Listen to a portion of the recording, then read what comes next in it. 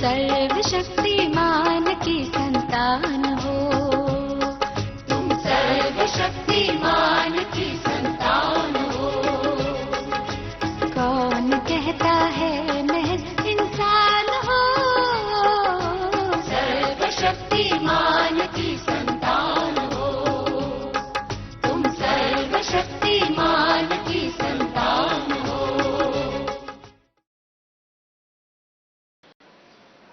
ओम शांति।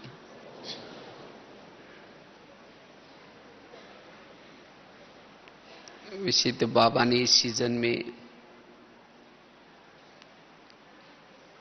शिवरात्रि में विशेष व्यर्थ से मुक्त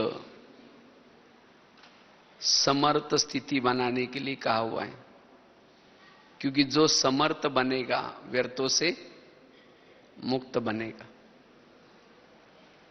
तो इसी के ऊपर हम चर्चा करेंगे, क्योंकि मन के अंदर के व्यर्थ संकल्प आत्मा को देह भान में लाते हैं। जितना मन में व्यर्थ संकल्प करेंगे उतना आत्मा देह भान में आती है। व्यर्थ सोचने से वाणी का बल कम होता है, दृष्टि का बल भी कम होता है, संकल्प का बल भी कम होता है। संकल्प सिद्धि स्वरूप नहीं बनते हैं, बोल में भी कोई ताकत नहीं होती। इसीलिए हमें व्यर्थ से मुक्त बनना है। और जितना व्यर्थ सोचते हैं, निगेटिव सोचते हैं, उतना हमारी वृत्ति भी निगेटिव बनती जाती है। व्यर्थ सोचने वालों की वृत्ति भी निगेटिव, दृष्टि भी निगेटिव, उसका दृष्टिकोण भी निगेटिव। और एक बार अगर हमारी वृत्ति निगेटिव बन गई, दृष्टि निगेटिव बन गई, हमें चारों तरफ समस्या ही समस्या नजर आती है। और ऐसी आत्मा कर्म योगी नहीं बन सकती, अंतर्मुखी नहीं बन सकती। जिसके मन में व्यर्थ विचार चलते हैं, समस्या के विचार चलते हैं, वो कर्म योगी नहीं। इतना ही नहीं, योग में बैठेंगे तो भी वो आत्मचिंतन, परमात्मा चिंतन करने के बजाय, ज्ञान का चिंतन करने के बजाय वो व्यर्थ चिंतन में उलझी रहती है, जिसके कारण वो प्रभु मिलन का आनंद नहीं ले सकती। इसलिए व्यर्थ से मुक्त। व्यर्थ सोचने वाला स्वधर्म में नहीं टिक सकता, सोमानों में नहीं टिक सकता, एकाग्रता का अभ्यास नहीं कर सकता।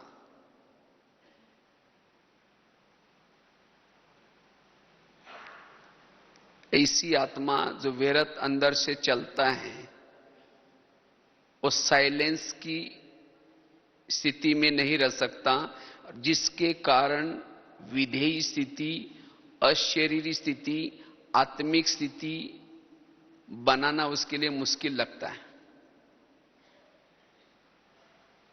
जो व्यर्थ से मुक्त है वही समर्थ है, वही सहनशील है।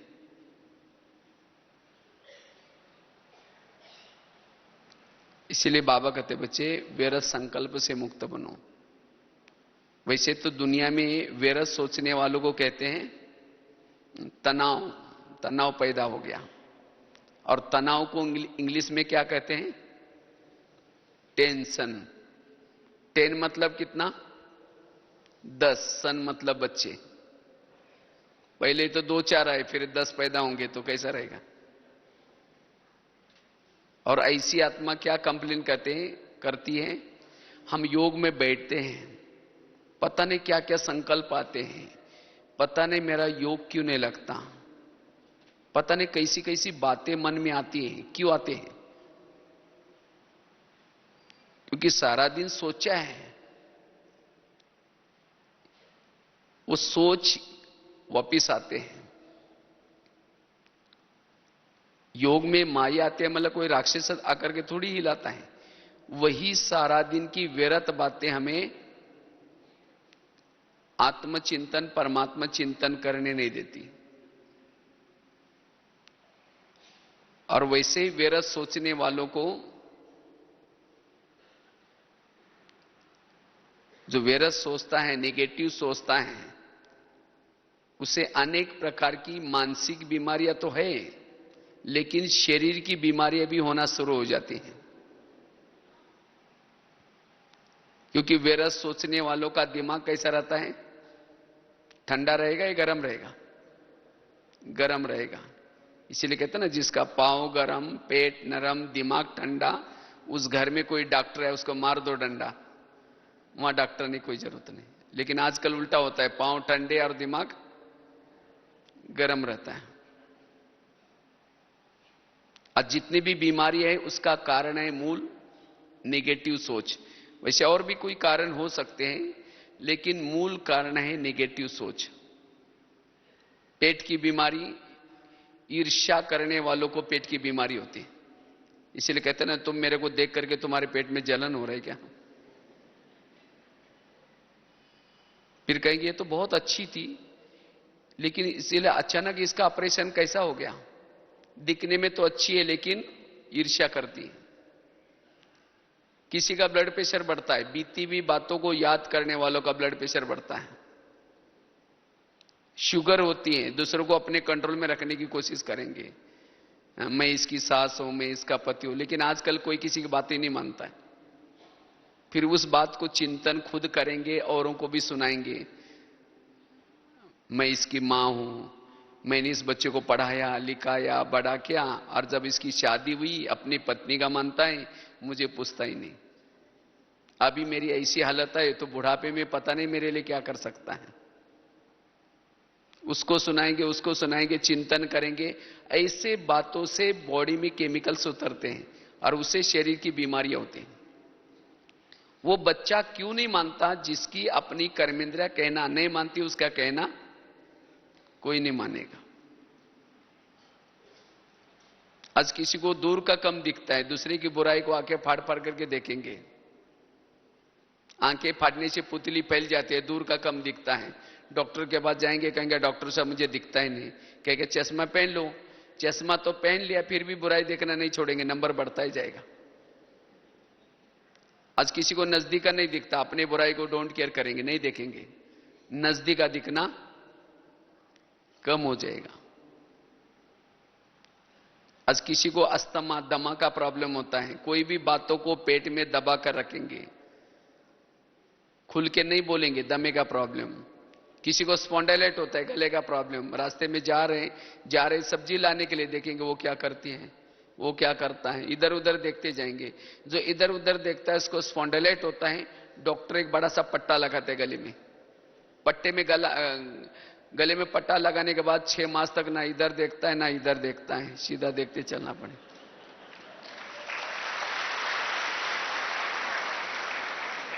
तन बीमार क्यों हुआ? जिसका मन बीमार उसका तन भी बीमार। इसीलिए मन को ठीक रखो। जिसने अपने मन को ठीक रखा उसका तन भी ठीक रहेगा। आजकल दुनिया में बहुत सारे हॉस्पिटल खुल रहे हैं, लेकिन ऐसे मन का हॉस्पिटल कोई है? और इसीलिए बाबा कहते हैं ब्रह्मा कुमारीज ये क्या है? ये है मन का हॉस्पिटल, मन को ठीक करने के लिए है। इसीलिए बाबा कहते बच्चे व्यर्थों से मुक्त बनो, अन्यथा आगे चल करके बहुत समस्या आएंगी, बातें आएंगी। अगर आप अपने मन को कंट्रोल नहीं करेंगे, ऐसी ऐसी बीमारियां पैदा होगी जिसकी कोई दवाई भी नहीं निकलेगी।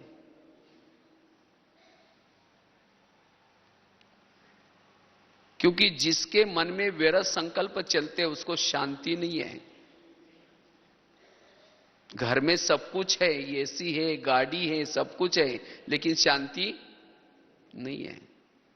और ऐसी आत्मा संतुष्ट नहीं रह सकती जिसके मन में वैरत चिलता है, वो संतुष्ट नहीं रहेगी, वो खुश नहीं रहेगी। क्योंकि इस सीजन की बाबा की पूरी मुरलियों का निचोड़ है, सदा खुश रहो, सदा संतुष्ट मनी बन करके रहो, बेफिकर बादशाह बन करके रहो। यही पुरुषार्थ है, क्योंकि इसी पुरुषार्थ से हमारी अशरीरी स्थिति रहेगी। बाकी कोई कठिन पुरुषार्थ नहीं, सदा खुश। और ये व्यर्थ संकल्प हमें खुश रहने नहीं देता, क्योंकि व्यर्थ सोचने वालों की भावनाएं निगेटिव बनी है। जिस व्यक्ति ने उसके जीवन में समस्या निर्माण की है, उसके जीवन में विघ्न डाले हैं, उसके प्रति उसका दृष्टिकोण और दृष्टि निगेटिव बनी है। और जिसके कारण कभी रोब आता है, कभी क्रोध आता है। क्रोध भी निगेटिव का रिजल्ट है। जिसके मन में लगातार निगेटिव विचार चले, उसको क्रोध आएगा। और ऐसी आत्मा फिर जिसके प्रति भावनाएं निगेटिव बनी है, उसे किनारा करेंगी, उसे बातें नहीं करेंगी, उसकी महिमा सुन नहीं पाएंगी, जिसको कहते संस्कार नहीं बनते। इसीलिए अब हमें जो कुछ मन में व्यर्थ भरा हुआ है, उसको अभी खत्म करना है।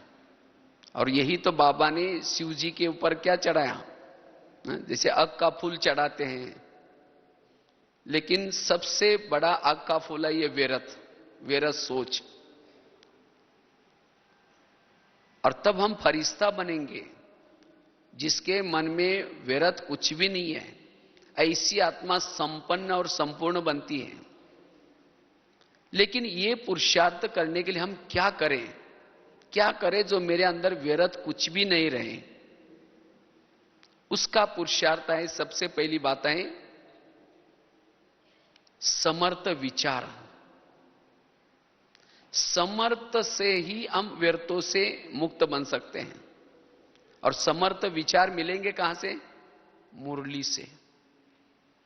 जितना स्मृति स्वरूप बनेंगे, समर्थ बनेंगे, व्यर्थों से मुक्त बनेंगे।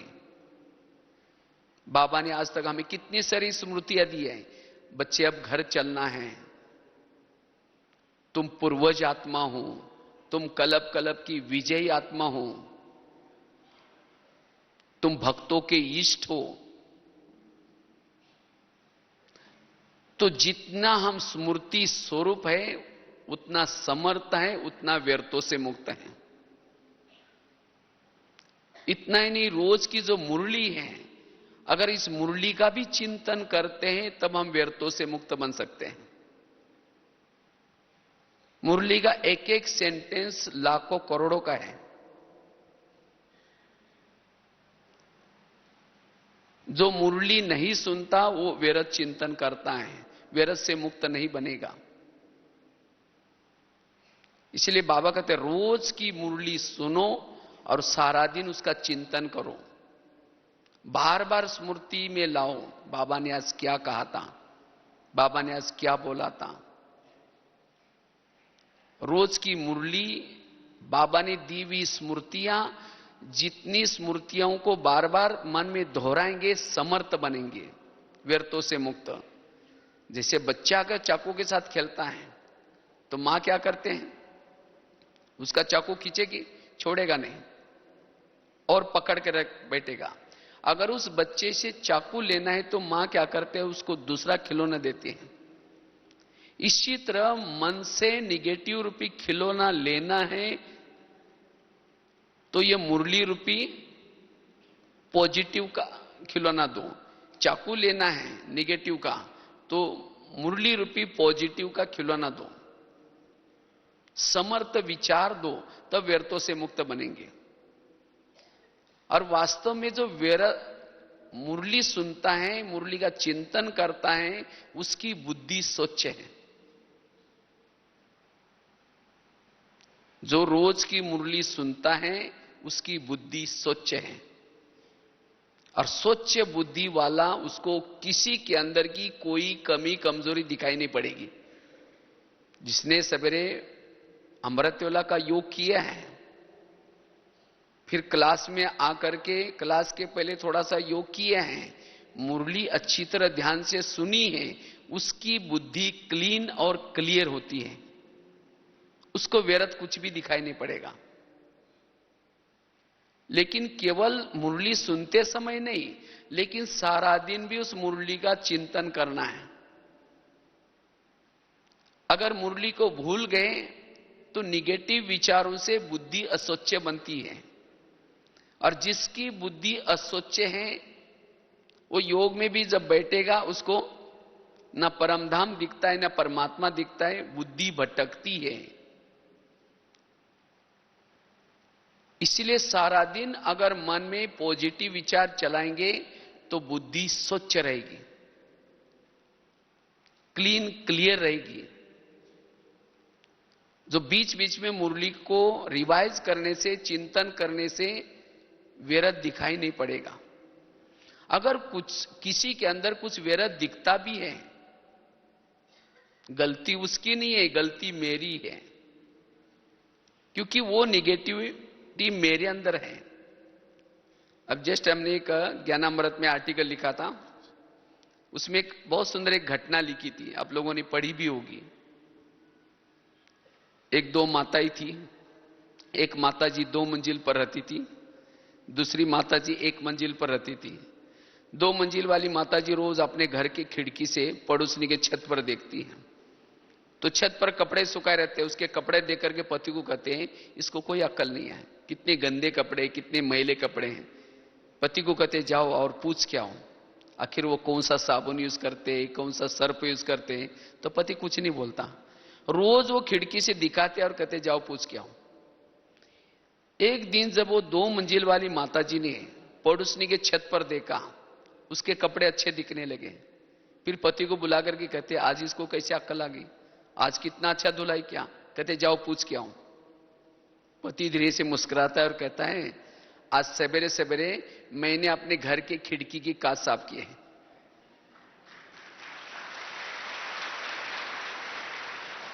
मना रोज वो कैसी धुलाई करती थी, वो तो बहुत अच्छी धुलाई करती थी, लेकिन उसको गंदे क्यों दिखते थे, क्योंकि उनके ही घर के खिड़की के कांच गंदे थे। तो इसी तरह अगर मेरे अंदर निगेटिविटी है तो मुझे भी सब, कोई हंसेगा तो भी लगेगा मेरे को देखकर जरूर हंस रहे हैं, किसी से बात भी कर रहे लगेगा मेरी बात जरूर कर रहे हैं। और यही हमारे व्यर्थों का कारण है। शंकाएं, कुशंकाएं, दोनों आपस में बैठे हैं तो लगेगा मेरी बात चल रही है जरूर, और उसके लिए निगेटिव वृत्ति बना दी। इसीलिए बाबा कहते बच्चे अपने खिड़की को रोज क्या करो, और वो कहां साफ होगी, रोज सेंटर पर जाने से, रोज मुरली सुनने से। और केवल मुरली सुनने से नहीं, लेकिन उससे पूर्व थोड़ा सा योग करने से। आजकल कई खिड़कियों पर ऐसे दाग होते हैं जिसके ऊपर केमिकल डाला जाता है। योग करना अर्थात केमिकल डालना, और फिर मुरली सुनना अर्थात उसके ऊपर झाड़ू लगाना या कपड़ा मारना। और बीच बीच में भी हमें उन बातों को याद करके अपनी बुद्धि को स्वच्छ रखना है। दूसरी बात है, व्यर्थों से मुक्त बनने के लिए ड्रामा के ऊपर विश्वास।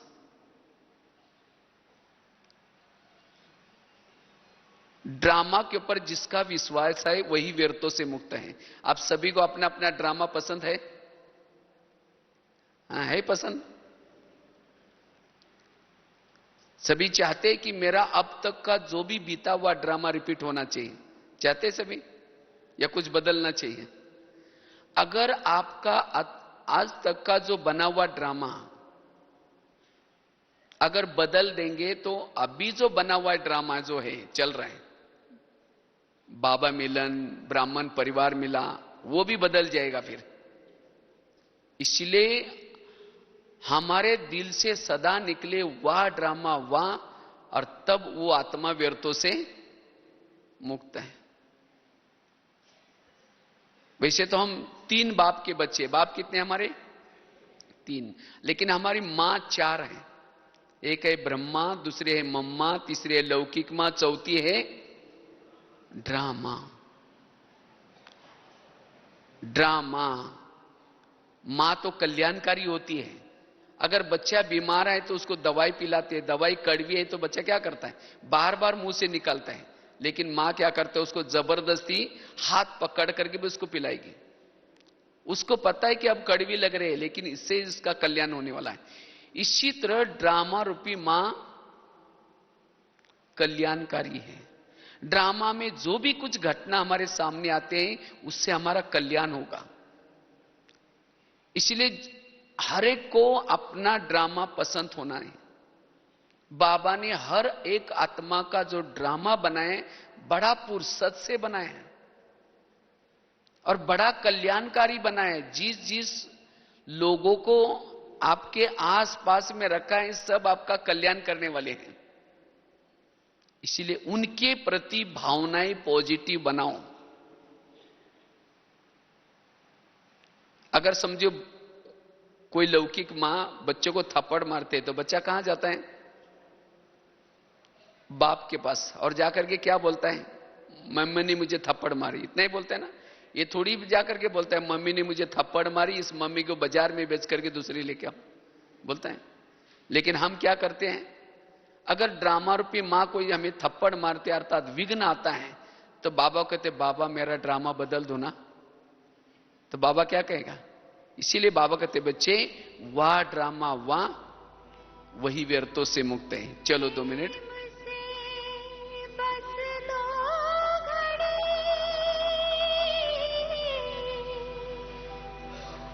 तो बात चल रही थी, हमें सभी को अपना अपना ड्रामा क्या होना है? पसंद होना चाहिए। जिसको अपना खुद का ड्रामा पसंद नहीं है, संबंध संपर्क वाले पसंद नहीं है, वो व्यर्थ सोचता है, उसका दृष्टिकोण निगेटिव बन जाता है। तो इसलिए जो जैसे मेरे संपर्क में लोग हैं वो सब मेरा कल्याणकारी है। आज तक की जो भी कुछ विघ्न आए, समस्या आई, उन समस्या और विघ्नों ने मुझे प्रभु मिलन कराया। अगर वो समस्या ना आती, वो विघ्न ना आते तो हम यहां तक नहीं पहुंचते। इसीलिए बाबा कहते बच्चे समर्थ सोचो,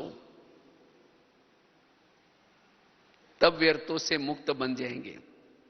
अब समझो कोई माता है, उसका अपना पति शराबी है, मारता है, झगड़ा करता है, रहना तो उसके साथ ही है। अगर उसके प्रति उसने नेगेटिव भावना बनाए कि ऐसा है वैसा है, सोच सोच करके जब घर में मुरली सुन करके जाएंगी तो जाते ही उसकी शक्ल देखते ही फिर कहेंगे फिर पी के आया, फिर ऐसा करता है। उसके लिए दुआएं नहीं निकलेगी, शुभ भावना नहीं निकलेगी। इसीलिए क्या करे, उसके प्रति पॉजिटिव दृष्टिकोण बनाए। भले वो कुछ भी करता है तो भी हमारी स्थिति अच्छी रहे। और उस माता के लिए तो पति तो बहुत मिले होंगे, सतयुग में मिले होंगे, त्रेता में मिला होगा, द्वापर में भी मिला होगा, अभी भी मिला है। सतयुग का पति तो बहुत अच्छे होंगे, ना कभी शराब पीता था, ना कभी मारता था, ना कभी पीटते होंगे, सोने के महलों में रहते थे, पुष्पक विमान घर में था, बहुत सारी संपत्ति थी, इतना अच्छा पति था। लेकिन क्या उस इतना अच्छा देवता पति के कारण शिव बाबा मिला? और अभी का पति शराबी है, मारता है, पीटता है, लेकिन उसके कारण कौन मिला है? इसीलिए और बाबा कहने बाबा ऐसा ही शराबी 5000 साल के बाद भी जरूर देना। तब ऐसा पति होने के बाद भी बड़ा आनंद आएगा, अच्छा लगेगा। इसीलिए संगम युग में हमारे आसपास में जो कुछ है सब हमारा कल्याण करने वाला है। इसीलिए ऐसी बातों से भी खुश रहो। अगर वो बातें मेरे जीवन में ना होती तो मेरा कल्याण ना होता। इसीलिए बाबा ने हमारा जो ड्रामा बनाया है वो कल्याणकारी बनाया। तब व्यर्थों से मुक्त बनेंगे। ड्रामा के ऊपर विश्वास। तीसरी बात है, पहली बताई, रोज अपनी खिड़की को क्या करो, साफ करो। स्मृति स्वरूप बनो, जो बाबा ने स्मृतियां दी उसको याद करो, समर्थ बनो। दूसरी बात बताई, ड्रामा के ऊपर विश्वास। तीसरी बात है, अगर व्यर्थों से मुक्त बनना है, जीवन में आने वाली निगेटिव बातों को क्या बना दो, पॉजिटिव। जो सारा दिन में हमारे जीवन में जो कुछ बातें आती है निगेटिव, उसको पॉजिटिव में बना दो। अगर आपकी कोई ग्लानि करता है, तुरंत मन में आता है कि इसने ग्लानि क्यों की, इसने तो बड़ों के पास जाकर के मेरी बातें बता करके मेरी भावनाएं खराब किया होगा। तो ऐसी बातों से इसको सोच करके वृत्ति निगेटिव बनती है, दृष्टि निगेटिव बनती है। लेकिन कोई बात नहीं, अगर आप सच है, आपको सोचने की क्या जरूरत है, उसको पॉजिटिव में लो। जो यहां मेरी ग्लानि करता है या जो मुझे ग्लानि करता है, अपमान करता है, वही क्या करेगा, गुलाब का फूल डाल करके एक दिन आएगा, पूजा भी करेगा, आपका भगत बन जाएगा। अगर आपका कोई परचिंतन करता है, कोई बात नहीं, परचिंतन करने वाला आपका कीर्तन भजन गाने वाला भगत बनेगा। भजन में क्या करते हैं, दो चार जन मिल करके, एक जन ताल बजाता है, एक जन डपला बजाता है, एक जन गाता है, दो चार जन सुनते हैं, उसको क्या कहते हैं, कीर्तन भजन। तो परचिंतन में भी क्या होता है, दो चार जन इकट्ठे होते हैं, एक कहेगा हुआ है ही सी, दूसरा कहेगा हाँ मेरे साथ भी ऐसा क्या, माने एक जन ताल बजा रहा है, दूसरा डपला बजा रहा है, एक जन गा रहे हैं। अगर यहां कोई आपका परचिंतन करेगा, वही आपका भगत बनेगा। तो योग में बैठेंगे तो बाबा को, बाबा आज आपने एक बहुत अच्छा भजन मंडली भेजी, कल भी किसी को भेज देना। तो ऐसी बातों से आपके अंदर निगेटिविटी नहीं आएंगी, ऐसी बातों से भी आपका चेहरा खिला हुआ रहेगा, आप संतुष्ट रहेंगे। लेकिन हम जब निगेटिव ले लेते तब जाकर के उसमें असंतुष्ट बन जाते हैं। कई बार मैं महाराष्ट्र का एक संत का एग्जाम्पल बताता रहता हूं, बड़ा अच्छा है, बहुत प्रेरणा मिलती है उसे। एक महाराष्ट्र में एक संत थे, तुकाराम महाराज नाम था, भक्ति करते थे। तो गली के लोगों ने उसको भक्ति करने के लिए मना किया, तब भी उसने नहीं छोड़ा। तो एक दिन सभी लोगों ने पकड़ करके उसके गले में सब्जी की माला पहना दी, बैंगन, टमाटर, आलू, मटर, मुंह काला किया, उसके बाल उतार करके हल्दी लगाई और उसको एक गधे पर बिठा करके गली गली में घुमाया। इतना भी नहीं छोड़ा, जहां उनकी पत्नी रहती थी वहां तक लाया और पत्नी को घर से बुला करके कहा, इनको बहुत समझाया था लेकिन नहीं माना, इसीलिए आज ऐसा किया। उसकी पत्नी देखते मेरे पति को ऐसा किया तो सबको गाली देती है। जब गाली देते हो, तुकाराम महाराज अपनी सब्जी की माला दिखा करके कहते हैं, इनको गाली क्यों दे रहे, ये लोगों ने अपने लिए 8 दिन के लिए सब्जी ला कर दिया ये। और कहा गाली मत देना, मैंने बहुत दिनों से गांव नहीं देखा था, ये लोगों ने मुझे गली गली का घर घर घुमा के लाया है। और कहा कि गाली मत देना, मेरे तो सिर में फोड़े हो रहे थे, ये लोगों ने बाल उतार करके हल्दी लगाया, औषध किया, अब ठीक हो जाएगा। और कहा गाली मत देना, जब मेरी शादी हुई थी उस समय बारात नहीं निकली थी, ये लोगों ने पूरी गांव में मेरी बारात निकाली है। निगेटिव परिस्थिति को पॉजिटिव बना दिया, यह है कला। तो इसी तरह हम सवेरे ही सोच करके जाए, आज जो भी निगेटिव बातें आएंगी उसको मुझे क्या बनाना है, पॉजिटिव। तब ऐसी आत्मा बुराई में भी संतुष्ट रहेगी, विघ्नों में भी संतुष्ट रहेगी। इसीलिए बाबा कहते बच्चे, निगेटिव बातों को क्या बना दो, पॉजिटिव। बाबा भी कहते ना, जो निंदा हमारे करे वो मित्र हमारा सोए ठहरे। जो निंदा करता है वो हमारा कौन है, मित्र। महिमा करता वो हमारा दुश्मन है। लेकिन हमें कौन अच्छा लगता है, महिमा सुनाने वाला अच्छा लगता है। अगर कोई ग्लानि करता वहां से भाग जाते हैं। ग्लानि हमें क्या करते हैं, जगाती है, महिमा हमें सुलाती है। अगर कोई महिमा करता है, हमारा पुरुषार्थ तो रुक जाता है। दुनिया में भी कहते हैं ना, कड़वी चीजें खाओ तो आपकी हेल्थ अच्छी हो जाएगी। नीम का पत्ता, जो भी कुछ कड़वी चीजें, करेला है। इसी तरह जो जीवन में कड़वा डाइजेस्ट करता है वो मानसिक रूप से उसकी हेल्थ ठीक होती है। लेकिन आजकल हम मीठा पसंद करते हैं। मीठा पसंद करेंगे तो सुस्त बन जाएंगे। इसीलिए बाबा कहते बच्चे, निगेटिव को पॉजिटिव में लो। चौथी चीज है, अगर मुझे व्यर्थों से मुक्त बनना है, विघ्न डालने वालों के प्रति सकारात्मक दृष्टिकोण अपना दो। कुंती के सामने जब कृष्ण जाता है, पूछता है तुमको क्या वरदान चाहिए, तुमने बहुत अच्छी भक्ति की है। तो कुंती कहते मुझे और कुछ नहीं चाहिए, मुझे जीवन में समस्या और विघ्न चाहिए। तो कृष्ण कहता है ये तुम कौन सा वरदान मांग रहे, कुछ सोना मांगो, चांदी मांगो। कहते मुझे और कुछ नहीं चाहिए, समस्या और विघ्न चाहिए। तथास्तु, वरदान दिया। कहा कि तुमने ये वरदान क्यों मांगा? कहते अगर मेरे जीवन में समस्या और विघ्न होंगे, आप सदा मेरे साथ में रहेंगे, और आप मेरे साथ में रहेंगे, यही मेरा सौभाग्य है। तो इसी तरह जिसके जीवन में विघ्न और समस्या है, कौन साथ में है? बाबा। इसीलिए बाबा कहते हैं ना, जो बांधेली माताएं, उनका योग मेरे से गहराई से और लगन वाला होता है। क्योंकि उनको जो पति तंग करता है, परेशान करता है, कौन याद आता है? और जिसको कोई पति तंग नहीं करता, बहुत प्यार करता है, उसका पति से योग लगा हुआ है। कहेंगे मेरा पति बहुत अच्छा है। कोई भी चीज भी देखेंगी, पति को पहले याद करेगी, बाबा याद नहीं आएगा। इसीलिए बाबा कहते हैं बच्चे, विघ्न और समस्या हमारे लिए कल्याणकारी है। विघ्नों से कभी भी घबराना नहीं है। तो विघ्न डालने वाले लोग हमें प्यारे लगने चाहिए। लेकिन हमारा जो आज टेंशन बढ़ जाता है, हम निगेटिव बन जाते हैं। किससे बन जाते हैं? जो आपकी कोई यहां की ट्रांसफर वहां करता है, कोई बड़ों के पास जाकर चुगली करता है, कोई समस्या निर्माण करता है, ऐसे व्यक्ति को देखते ही निगेटिव चलता है। कहते इसको मैं कभी दुआ नहीं दे सकता, बस इसके कारण मेरा ऐसा हुआ। अगर सारा दिन हम स्थूल रूप में भी सोचेंगे तो ऐसी बातें अंतर मन में भी जाते हैं, और अंतर मन की बातें सोते समय भी उस व्यक्ति के बारे में सोचेंगे। उसके रग रग में निगेटिव भरा हुआ है उस व्यक्ति के प्रति, और उसको हम दुश्मन समझ लेते हैं। और ऐसे व्यक्ति का हम सामना करते हैं।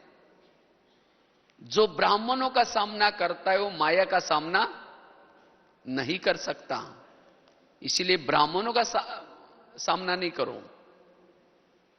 बाबा ने कुछ दिन पहले मुरली चला ना, क्वेश्चन, करेक्शन, कोटेशन, अपोजिशन, यही बातें पुरुषार्थ को ढीला करते हैं। क्योंकि इन बातों से ही संकल्प चलते हैं। इसलिए जो कुछ है सब कुछ ठीक है, करेक्शन करने की कोई जरूरत नहीं है। कहते इसको तो ऐसा करना चाहिए, वो बहन जी को ऐसा करना चाहिए, उसको ऐसा करना चाहिए, सब कुछ ठीक है। बाबा कहते ना, सब पूरा ठीक ठाक चल रहा है। जब बाबा को ये ड्रामा पसंद है तो हमें भी पसंद होना चाहिए। इसलिए कोई क्वेश्चन नहीं, कोई किसी में करेक्शन नहीं, कोई किसी का कोटेशन देने की कोई जरूरत नहीं, कोई किसी से अपोजिशन नहीं। वही आत्मा व्यर्थों से मुक्त है, वही आत्मचिंतन कर सकती है। अगर कोई करता भी है तो आपका कल्याण करने के लिए करता है। एक रामायण की घटना आपको सुनाते हैं, बड़ी अच्छी है। राम राज्य बनने वाला था, लेकिन रात में आकर के मंथरा ने कई को दो चार उल्टी बातें सुनाई। क्या सुनाया? तुम्हारे बेटा भी तो है, तुम अपने बेटे को छोड़ करके राम को राजा बना रहे। और ये बातें सुन करके राम को राजा बनाने के बजाय 14 वर्ष कहां भेजा उसको? वनवा में गया, सीता गई, लक्ष्मण गए, तीनों भी गए। इसी वियोग से दशरथ ने प्राण त्यागा।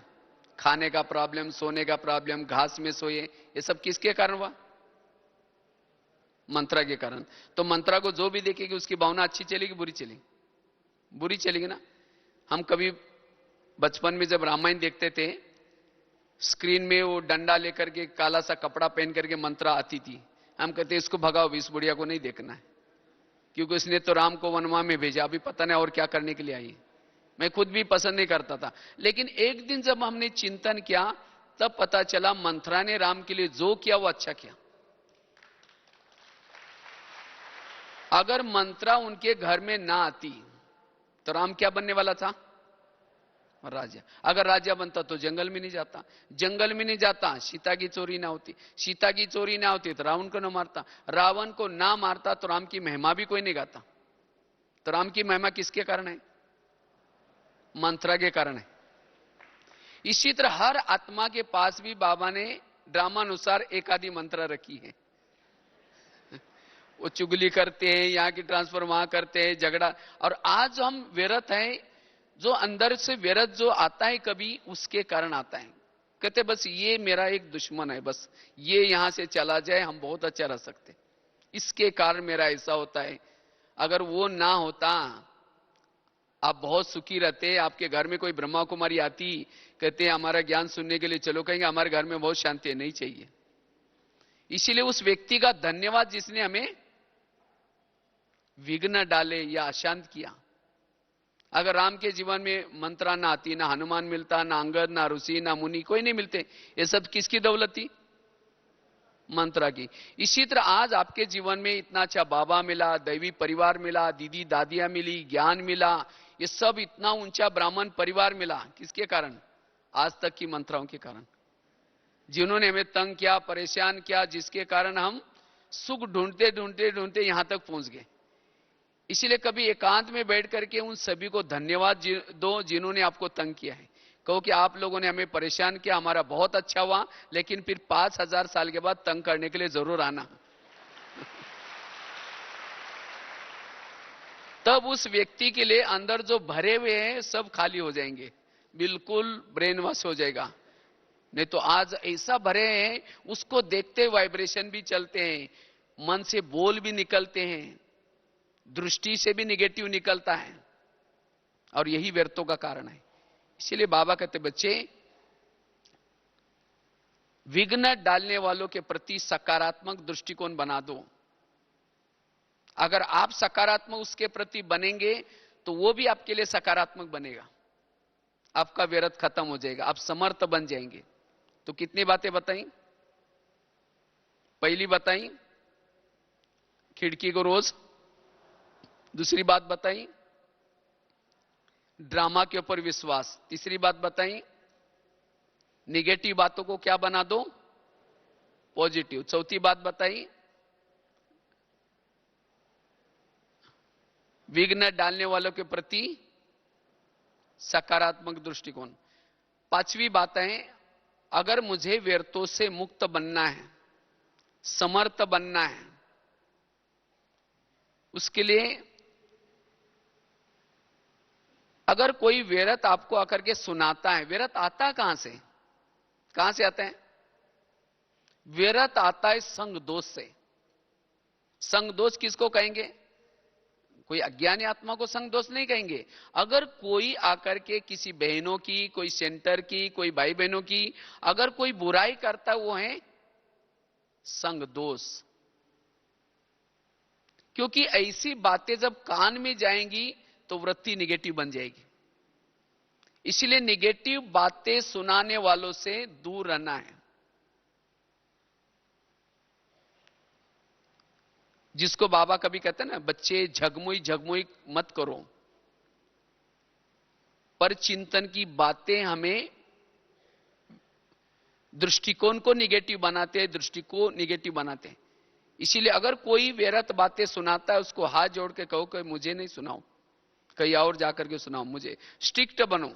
हम क्या करते हैं, मजबूरी से सुन लेते हैं, और सुनने के बाद उसका चिंतन चलेगा, चिंतन चलते चलते वृत्ति निगेटिव बनेगी, दृष्टि निगेटिव बनेगी, फिर उसको बदलना बड़ा मुश्किल है। अगर घर में कोई कचरा लाकर डालेगा तो क्या कहेंगे? आपका बहुत बहुत धन्यवाद, रोज आया करो, जहां पूजा होते हैं वहां डाला करो, बोलेंगे। और यहां कोई व्यर्थ आकर के सुनाता है, हम क्या करते हैं, और आगे सरकते, कहते हैं और क्या हुआ? वो उठ के जा भी रहे, कहेंगे बैठो ना, चाय पानी पी के जाओ ना, बताओ ना और क्या हुआ। माना वो व्यर्थ बातें सुना रहे, कचरा डाल रहे, उसको हम क्या पिला रहे हैं? चाय पानी। ये कौन सी समझदारी है? अगर कोई व्यक्ति कुछ चटपटी चीजें खाता है, सड़ा हुआ, तला हुआ, गला हुआ, तो क्या करता है फिर? उसके पेट में डाइजेस्ट नहीं होता तो वोमिटिंग करता है। और वोमिटिंग कहां की जाते हैं? उल्टी कहां करते हैं? वॉश बेसिन में। वॉश बेसिन में उल्टी करते हैं। तो इसी तरह जो सारा दिन चटपटी समाचार सुनता है, देखता है, वो क्या करता है, वो क्या करता है, और ऐसी बातें पेट में डाइजेस्ट नहीं होंगी, फिर शाम को उसको वोमिटिंग आएगी। और उल्टी करने के लिए, सुनाने के लिए कहां जाता है? वॉश बेसिन में। कान है वॉश बेसिन, कान का आकार कैसा है? और एक नली भी है। और हर व्यक्ति का वॉश बेसिन फिक्स है, जब तक उसको सुनाएंगे नहीं तब चैन नहीं आएंगे। तो ऐसी बातों से हम किनारा करें। ये व्यर्थों का बहुत बड़ा कारण है। और ऐसी बातों का चिंतन करने से हम समर्थ बनने के बजाय देह भान में आते हैं। इससे हमारा टाइम वेस्ट हो जाता है। इसीलिए पर चिंतन की बातों से हमें स्वयं को बचाना है। पर चिंतन के बजाय सो चिंतन करना है, आत्मचिंतन करना है।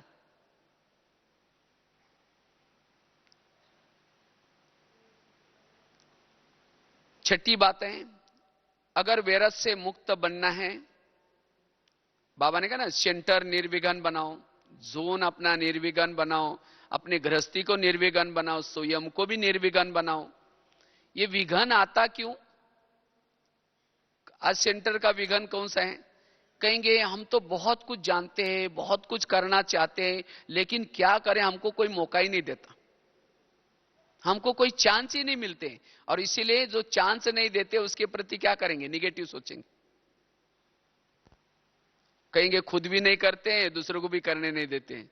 हम लोग कई भाई बहने क्वेश्चन पूछते रहते हैं, अरे क्या करें, हमारी स्थिति बिगड़ रही है ऐसे, इसके कारण।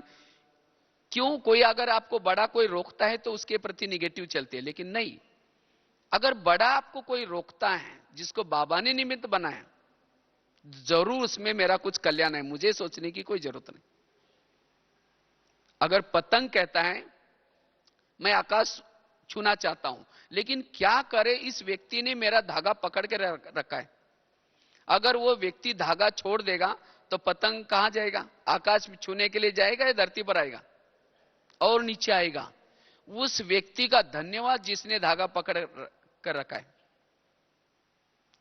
अब तक जितना वो उड़ा है, किसने उड़ाया? उस व्यक्ति ने तो उड़ाया ना। और उस व्यक्ति ने उसका धागा क्यों पकड़ रखा है?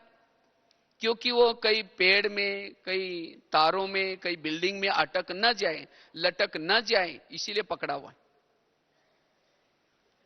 तो इसी तरह अगर कोई बड़े आपके लिए कुछ कहते हैं तो क्यों कहते हैं? कहीं अटक न जाए, लटक न जाए। हमारे यहां की कुछ नियम है, मर्यादा है, संयम है, और वो नियम संयम आपको आगे बढ़ाएंगे। अगर आप उसका उल्लंघन करते, इसलिए आपको जरूर रोकेंगे।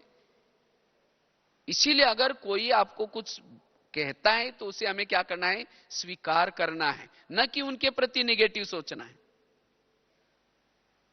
आज तक जितने भी उड़े, किसके कारण उड़े? उनके कारण तो उड़े। इसीलिए बड़ों के प्रति हमारा दिल का रिगार्ड हो, बड़ों के प्रति हमारा विश्वास हो। अगर हमें वो कुछ रोकते हैं, टोकते हैं, तो जरूर उसमें मेरा कुछ कल्याण है। तो आज कभी कभी हमारे मन में जो व्यर्थ आता है, इसका व्यर्थ का ये बहुत बड़ा कारण है। इसलिए हमें कभी भी बड़ों के प्रति हमारे मन में कुछ भी निगेटिव ना हो। सातवीं बात है, आज जो कभी कभी व्यर्थ आता है उसका कारण क्या है? हम जिस लोगों के बीच में संबंध संपर्क में रहते हैं, जो संबंध संपर्क वाले जो लोग हैं, वो लोग कोई आपको देने के लिए आता है, कोई आपसे लेने के लिए, क्योंकि आपका उसके साथ का कोई कार्मिक अकाउंट है। और इसीलिए उस कार्मिक अकाउंट को चुक्त करने के लिए वहां आए हैं आपके पास। कोई बच्चे के रूप में आए हैं, कोई सास के रूप में आए हैं, कोई पति के रूप में आए हैं, कोई पड़ोसी के रूप में आए हैं। लेकिन जब इस कार्मिक अकाउंट को हम भूल जाते हैं, तब कहते हैं ये मैं इसके लिए इतना करता हूं, मैंने इसके लिए ये किया, फिर भी मेरे साथ ये ऐसा क्यों करता है? ये क्यों का कारण है मेरे पिछले जन्मों के हिसाब।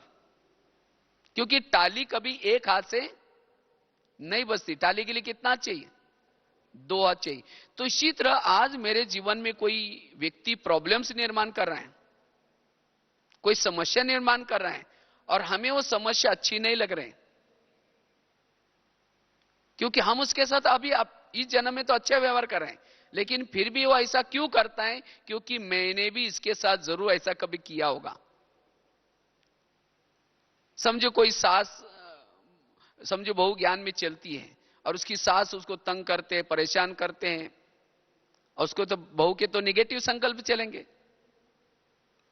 मेरे को ज्ञान में आने से रोकती है, मेरे को ऐसी करते हैं, उसको सहन नहीं होगा। अगर वो बहू और सास का पिछले जन्म दिखाए जाए, जो अभी की जो बहू है पिछले जन्म में उसकी कौन थी? सास थी। 4 बजे उसके कमर में लात मारी थी चक्की पीसने के लिए, आटा पीसने के लिए, कई सत्संग में जाने से रोका था, और अब थोड़ी बोलते हैं तो रोना आता है। इसीलिए कहते हैं ना, सास भी कभी बहू थी। तो इसी तरह ये हमारे आपस में कोई ना कोई जन्मों के कार्मिक अकाउंट है। कोई किसी ने राजा बनकर के अपने अंडर में रखा होगा, कभी राजा बनकर के उसने अपने राजाई से निकाल दिया होगा, तो यहां भी ऐसे होगा। तो इसीलिए बाबा कहते बच्चे, अगर कुछ ऐसी बातें हैं तो मेरा कोई हिसाब किताब समझ करके ऐसी बातों को हमें चिंतन करने के बजाय उसको भूल जाना है, तब उससे मुक्त बनेंगे। इसलिए कर्मों के सिद्धांत को याद रखो। समझो चलते चलते किसी ने गाली दी या अपमान किया, तो क्या सोचो, अच्छा इसका भी बहुत दिन का बाकी था, आज पूरा हो गया। ये नहीं सोची कि उसने क्यों बोला, मेरे को क्यों बोला, ऐसा कैसा बोला। इसीलिए विरत से मुक्त बनने के लिए कार्मिक अकाउंट को याद रखना है। मेरे हिसाब किताब है और इस हिसाब किताब को मुझे चुक्त करना है। चुक्त करने के 3 तरीके बाबा ने सुनाया। अगर आप खूब योग लगाते हैं, ऐसे हिसाब आएंगे नहीं सामने। अगर योग नहीं लगाएंगे तो सहन करना पड़ेगा। अगर सहन नहीं करेंगे तो फिर ड्रामा में विनाश भी रखा हुआ है। विनाश किसी लिए रखा है?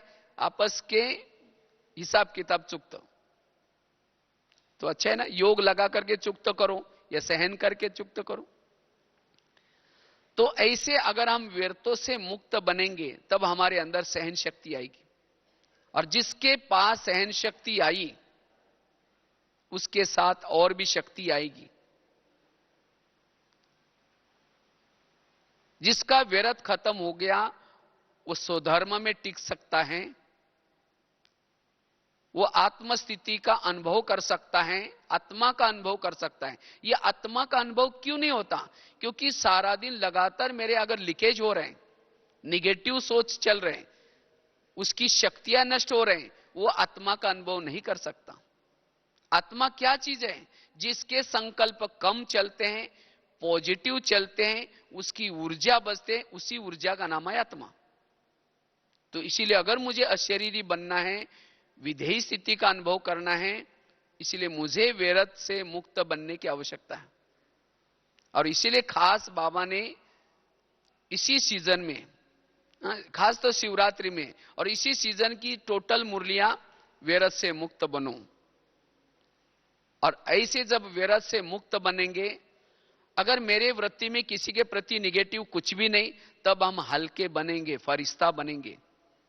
जो बातें मुझे समर्थ बनाती है उन बातों का पुरुषार्थ करो। अमृत वाला योग करने से समर्थ बन जाएंगे, मुरली सुनने से समर्थ बन जाएंगे, शुद्ध अन्न खाने से समर्थ बन जाएंगे, पवित्रता की धारणा करने से समर्थ बन जाएंगे।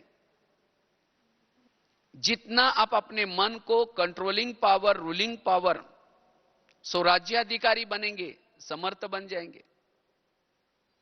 जितना आप सेवा करेंगे, निस्वार्थ सेवा, सरल चित्त होकर के, निमित्त भाव से, उससे आपको दुआएं मिलेगी, और ये दुआएं आपको समर्थ बना देंगी। इसीलिए बाबा कहते हैं बच्चे, समर्थ बनने का पुरुषार्थ करो। जितना आप योग लगाते हैं, और वो योग भी कैसा? अलर्ट बैठ करके, एक्टिव हो करके, कोई सम्मान लेकर के, ऐसे केवल बैठ गए, कोई लगन नहीं, बाबा की प्राप्तियों को याद नहीं, तो फिर समर्थ नहीं बनेंगे। और जो समर्थ नहीं, उसी के सारा दिन निगेटिव विचार चलते हैं। इसीलिए समर्थ बनने का पुरुषार्थ करो। जो बातें मुझे समर्थ बनाते हैं, उन बातों का अभ्यास करना है, उस बातों का पुरुषार्थ करना है। और जो समर्थ है उसको ही कहेंगे फरिश्ता। वही सदा ही मुस्कुराता रहेगा, हर्षित रहेगा, संतुष्ट रहेगा, बेफिक्र बादशाह रहेगा। तो इसीलिए 6-7 बातें हैं, और भी बहुत सारी बातें हैं, लेकिन ये मूल जो हमें व्यर्थ में लाती हैं ऐसी बातें, तो इन बातों को अब यहां ही छोड़ के जाना है। 2013 चल रहे हैं, सब कुछ तेरा, मेरा कुछ भी नहीं, बेफिक्र बादशाह। तो इसीलिए व्यर्थ से मुक्त समर्थ बन करके अपने कर्म क्षेत्र पर जाना है। और इसलिए 7-8 दिन आपको ये समर्थ बनने के लिए, मधुवन क्या है? पावर हाउस है। यहां जो भी आएगा क्या बनेगा? समर्थ। तो जो भी आपका कुछ रहा हुआ है उसको अब इस पावर हाउस में खत्म करके जाना। ठीक है? ओम शांति।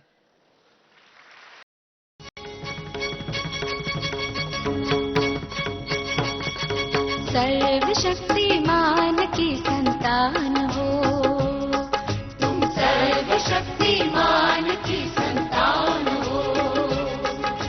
कौन कहता है महज इंसान हो, सर्वशक्तिमान की संतान हो, तुम सर्वशक्तिमान की संतान हो।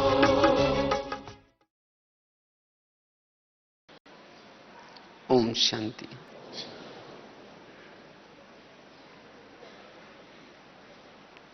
विशिष्ट बाबा ने इस सीजन में शिवरात्रि में विशेष व्यर्थ से मुक्त समर्थ स्थिति बनाने के लिए कहा हुआ है। क्योंकि जो समर्थ बनेगा व्यर्थों से मुक्त बनेगा। तो इसी के ऊपर हम चर्चा करेंगे। क्योंकि मन के अंदर के व्यर्थ संकल्प आत्मा को देह भान में लाते हैं। जितना मन में व्यर्थ संकल्प करेंगे उतना आत्मा देह भान में आती है। व्यर्थ सोचने से वाणी का बल कम होता है, दृष्टि का बल भी कम होता है, संकल्प का बल भी कम होता है। संकल्प सिद्धि स्वरूप नहीं बनते हैं, बोल में भी कोई ताकत नहीं होती। इसीलिए हमें व्यर्थ से मुक्त बनना है। और जितना व्यर्थ सोचते हैं, निगेटिव सोचते हैं, उतना हमारी वृत्ति भी निगेटिव बनती जाती है। व्यर्थ सोचने वालों की वृत्ति भी निगेटिव, दृष्टि भी निगेटिव, उसका दृष्टिकोण भी निगेटिव। और एक बार अगर हमारी वृत्ति निगेटिव बन गई, दृष्टि निगेटिव बन गई, हमें चारों तरफ समस्या ही समस्या नजर आती है। और ऐसी आत्मा कर्म योगी नहीं बन सकती, अंतर्मुखी नहीं बन सकती। जिसके मन में व्यर्थ विचार चलते हैं, समस्या के विचार चलते हैं, वो कर्म योगी नहीं। इतना ही नहीं, योग में बैठेंगे तो भी वो आत्मचिंतन, परमात्मा चिंतन करने के बजाय, ज्ञान का चिंतन करने के बजाय वो व्यर्थ चिंतन में उलझी रहती है, जिसके कारण वो प्रभु मिलन का आनंद नहीं ले सकती। इसीलिए व्यर्थ से मुक्त। व्यर्थ सोचने वाला स्वधर्म में नहीं टिक सकता, सोमानों में नहीं टिक सकता,